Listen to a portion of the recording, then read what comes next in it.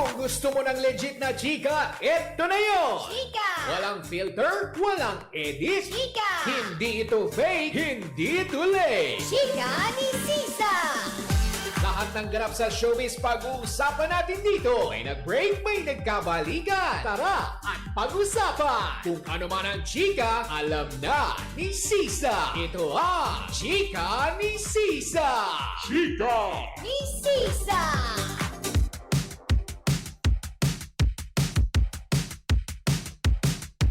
Isang magandang hapon, mga pangga. We are number 106.7 Energy FM.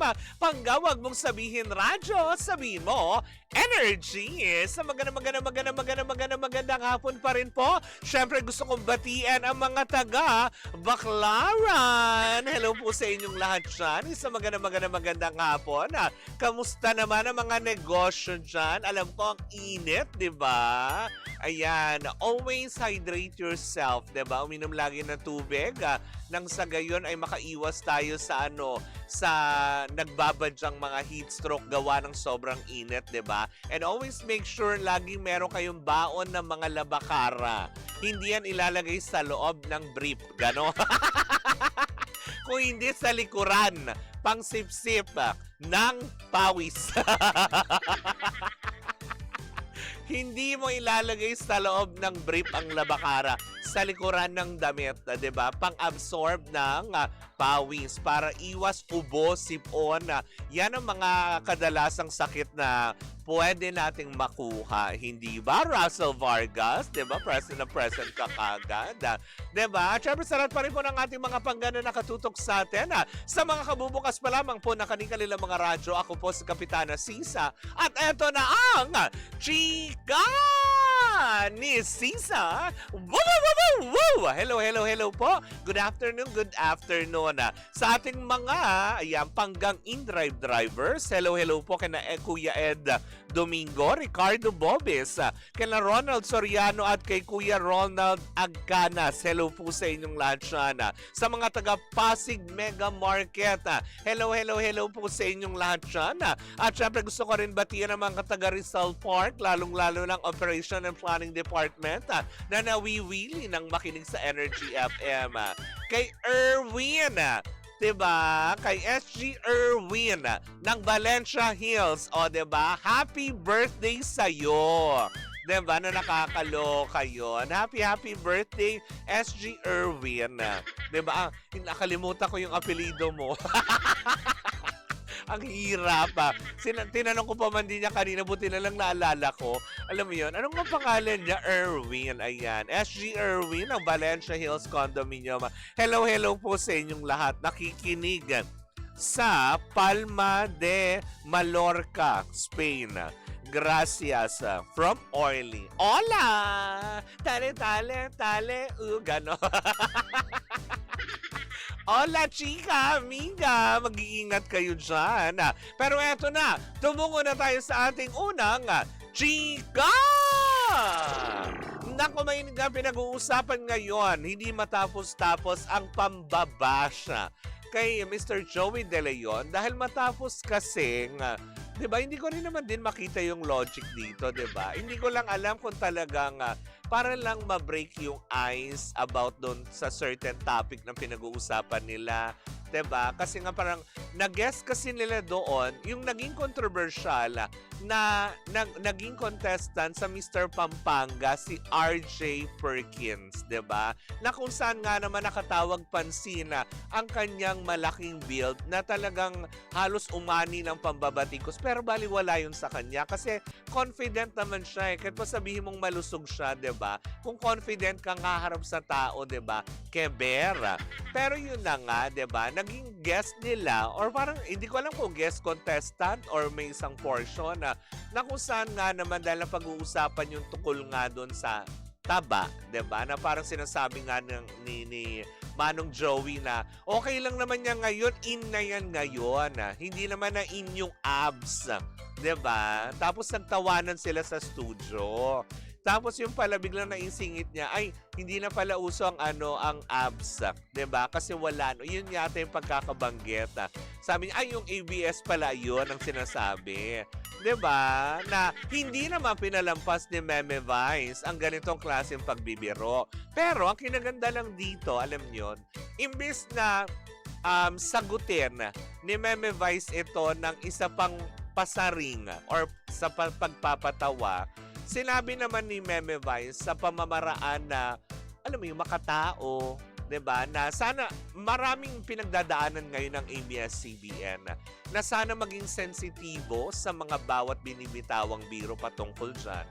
Dahil hindi lang naman din patungkol ito kina Vice Ganda, kina Bong Navarro, sa mga host ng Showtime, kung hindi sa libo-libo pa ring empleyado na kaakibat ng naturang kumpanya na para gawing katatawanan, 'di ba? Maganda ang pagkaka-explain ni Meme Vice patungkol dito ng pagkakasagot niya na hindi nagustuhan ng ilang mga netizens, kaya binobomba ngayon ng pambabash si Mr. Joey De Leon.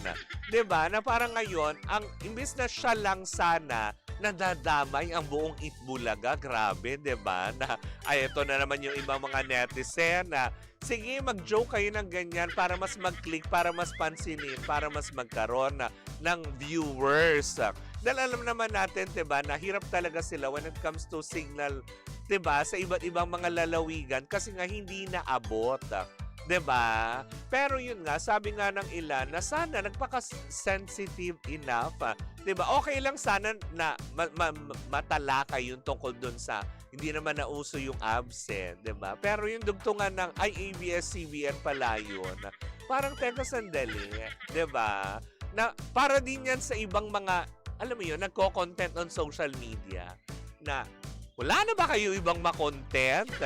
'Di ba? Na parang porket ba wala silang sarili nilang franchise? Porket ba ano lang sila sa mga networks nagpo-provide ng mga contents, 'di ba? Pero sino bang mas tinatangkilik ng tao, 'di ba? Mga produkto pa din naman nila na nakakatulong din sa iba't ibang network, like TV5, 'di ba?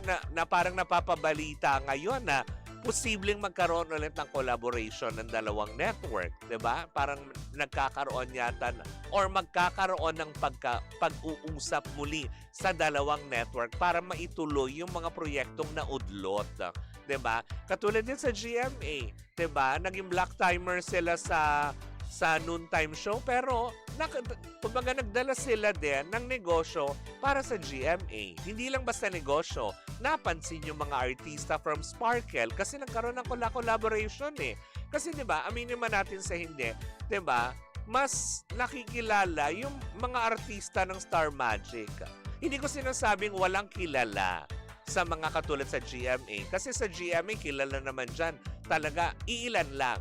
'Di ba? Pag GMA, alam mo kaagad may Alden Richard, 'di ba? May Marian Rivera, may Ding Dong Dantes, may Heart Evangelista, 'di ba? And kung ilan-ilan lang na mabibilang mo sa daliri mo.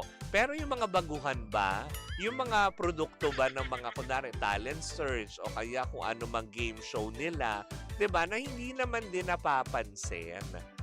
Kumpara naman din sa ano, I'm not being biased kasi katulad ngayon, 'di ba, sa TV5 yung Vibe, 'di ba? Yan ang sinasabi. Ayan yan yung portion na tsaka wala na, hindi na uso ang abs.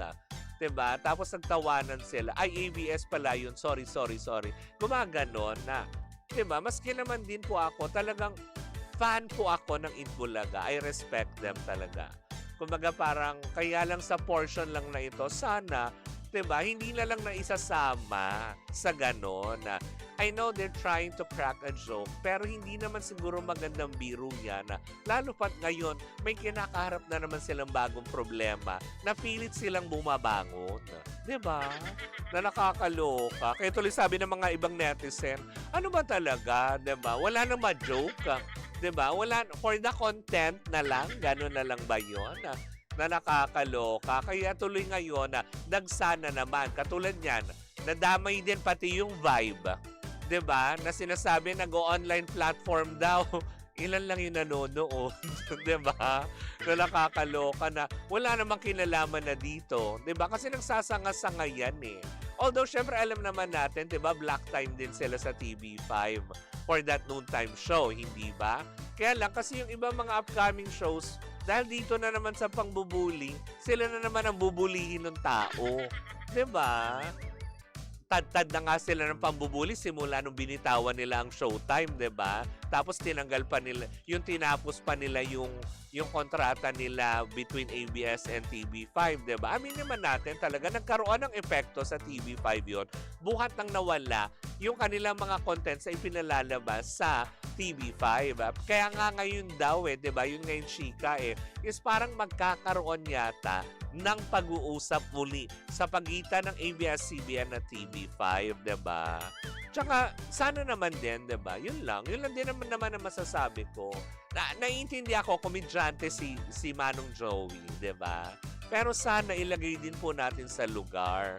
Kasi nag-ceasefire naman na sila Hindi naman din binabrag ng ABS-CBN or ng Showtime na mas mataas na sila sa ratings kumpara po sa Itbulaga. Hindi naman nila binabrag yun Wala silang at never natin naringgan. 'Di ba? Napasaringan dahil ultimo si Vice Ganda ang taas ng respeto sa TVJ. Sana maging ganun din po ang pagbalik ng respeto sa ilang mga noontime shows din, 'di ba? Be sensitive. Yun lang. Wow! Ang tare, ano ka, abogada, bakla? Pero hindi, totoo naman din yun, hindi ba? Sabi niya, nakikinig. Ayan, nakikinig din silang lahat sa atin, lalong-lalo na sila Jerwin De Leon all the way from Singapore. Hello po sa inyong lahat, sila Kuya. Reyna ng Australia, Cathy Amos. Hello po, madam. Hindi ba? At syempre sa mga nagsaselebrate na kanilang mga birthdays, ayan, happy birthday po sa inyong lahat. Well, in the meantime, mga pangga, wag mo muna kayong umalis. Tutuloy natin ang chikahan online.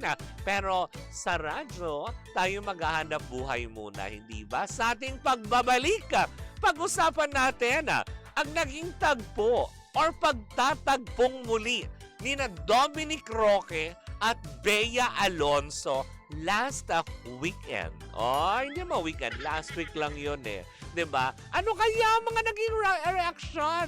May awkwardness kaya? Well, sama-sama natin yan pakatutukan sa pagbabalik ng Chika ni Sisa. Woo! At tuloy-tuloy pa rin po ang ating tugtugan. Dito po lamang yan sa number 106.7 Energy FM.